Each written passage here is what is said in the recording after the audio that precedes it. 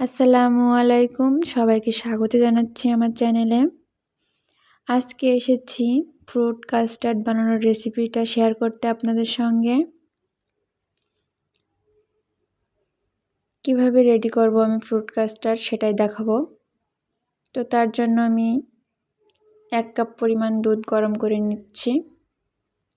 দুধটা আমি ঠান্ডা করে কাস্টার্ড পাউডার মিক্স করব। দুধটা ঠান্ডা হয়ে গিয়েছে, কাস্টার্ড পাউডারটা আমি অ্যাড করব। আমি এখানে 1 লিটারে একটু বেশি দুধ, তার জন্য 3.5 চামচ কাস্টার্ড পাউডার নিয়েছি। কাস্টার্ড পাউডার দিতে হবে আর চামচ দিয়ে নাড়তে হবে যাতে আমার দলা পাকিয়ে না যায়, সেটা মাথায় রাখতে হবে। বেশি তাড়াহুড়ো করা যাবে না, এখানে দুধটা পড়েও যেতে পারে, আবার কাস্টার্ড পাউডারটা দলা পাকিয়ে যেতে পারে, যেন আস্তে আস্তে নাড়তে হবে। মিক্স করা শেষ হয়ে গিয়েছে, এবার আমি এটা রেস্টে রেখে দেব। তারপরে আমি ফলগুলো কেটে নেব। একে একে সব ফল কাটবো। প্রথমে আমি বেদানা আঙুরগুলো ছাড়িয়ে নেব, তারপরে সাদা আঙুর, কালো আঙুর, এগুলো আমি আস্তে আস্তে কেটে নেব, সাবধান যেন হাতে না লাগে। পাকা কলা নিয়েছি কয়টা। কাস্টার্ডের ভিতরে টক জাতীয় কোনো ফল দেওয়া যাবে না। আমি কিন্তু এখানে 4-5টা ফল নিয়েছি, সব কটাই মিষ্টি। টক কোনো ফল দিলে কাস্টার্ডের ফ্লেভারটাই নষ্ট হয়ে আসে, খেতে মজা লাগে না। মিষ্টি ফল দিলেই ভালো হয়, তবে ফল বেশি দিলে আরও বেশি ভালো হয়।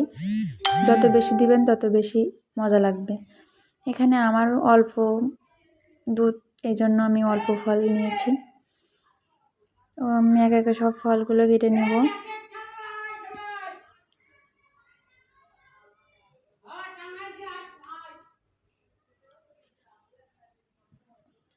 সব ফলগুলো আমার কাটা শেষ, দেখেন। ফ্রেশভাবে কেটে নিতে হবে ফলগুলো। তো দুধগুলো জ্বালিয়ে নিব, প্রথমে একটু পানি দিয়ে নিব যাতে দুধ আমার নিচে আটকে না যায়। চুলার আঁচটা মিডিয়াম আঁচে রাখতে হবে আর অনর্গল নাড়তে হবে যাতে দুধের উপর আমার সর বটে না যায়। নাড়তে হবে আলতো হাতে যাতে আমার দুধটা চলকে পড়েও না যায়। তারপরে এর ভিতরে আমি 1 কাপ পরিমাণ চিনি দিয়ে দিলাম, আপনারা আপনাদের স্বাদ অনুযায়ী দিবেন। দুধটা ঘন হয়ে আসলে কাস্টার্ড পাউডারটা অ্যাড করব। অল্প অল্প দিতে হবে আর নাড়তে হবে, একবারে দেওয়া যাবে না।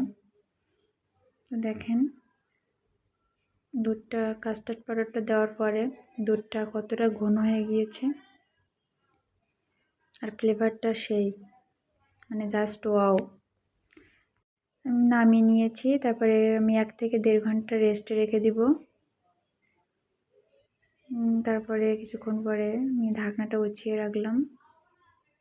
দেখেন কতটা ঘন দেখাচ্ছে। আমি আর বেশি ঘন করিনি, ঠান্ডা হয়ে গেলে আরও ঘন হয়ে যাবে, এই জন্য একে একে সব ফলগুলো দিয়ে আস্তে আস্তে নাড়তে হবে। আপনারা এগুলো দুধ অল্প নিয়ে ফল অ্যাড করে খাইতে পারেন। সবগুলো দুধের ভিতরে ফল দেওয়ার দরকার নেই, যখন যতটুকু খাবেন ততটুকুর ভিতরে ফল মিশাবেন। ফল মিশিয়ে ফ্রিজে রাখলে কাস্টার্ডটা নষ্ট হয়ে যায়, মানে ভালো লাগে না পরে খাইতে। যখনই প্রয়োজন তখনই বের করে করে ফল অ্যাড করবেন, সমস্যা না। মিক্স করা প্রায় শেষ, এবার আমি কিছু ফল আলাদা করে রাখছিলাম, পরিবেশন করব। একটু সুন্দর লুক না দিলে হয়, এজন্য ওপরে ছিটিয়ে দেব। দেখেন লাস্ট পর্যন্ত কতটা সুন্দর লাগে। কাস্টার্ড জিনিসটা সবারই খুব ফেভারিট।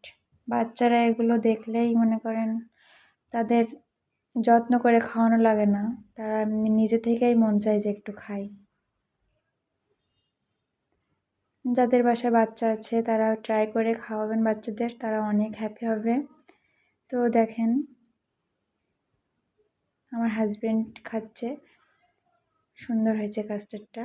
তো আমার ভিডিওটা ভালো লাগলে চ্যানেলটি সাবস্ক্রাইব করে পাশে থাকবেন। আল্লাহ হাফিজ।